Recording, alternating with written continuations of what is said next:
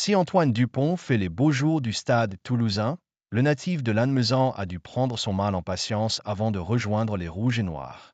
Considéré par beaucoup comme le meilleur joueur du monde, Antoine Dupont est également devenu le meilleur symbole du stade toulousain.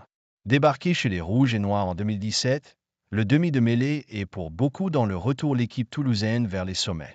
2 ans après son arrivée, le club toulousain remportait ainsi le top 14, 7 ans après son dernier titre.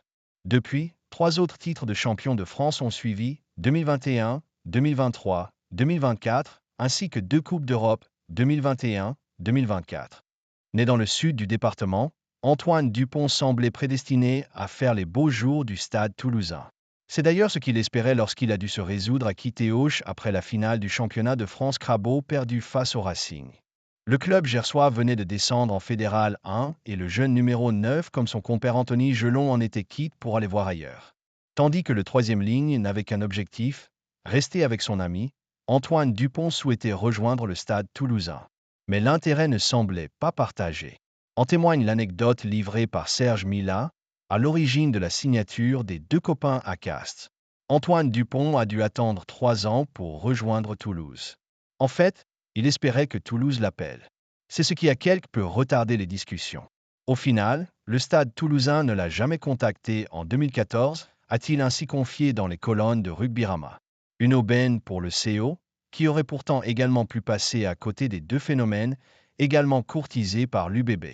Un de mes meilleurs potes me dit à l'époque, il y a 2 jeunes, tu devrais aller les voir. Donc je suis allé les observer et je les ai vus jouer 3 matchs. Ce n'était pas compliqué de voir que le potentiel était là. Il fallait être aveugle pour ne pas s'en apercevoir, a raconté Serge Mila, ajoutant « Je crois que j'étais le seul à me rendre compte des 2 bombes qui venaient de s'engager. » Les 2 hommes ont néanmoins vite conquis leur coéquipier castrais.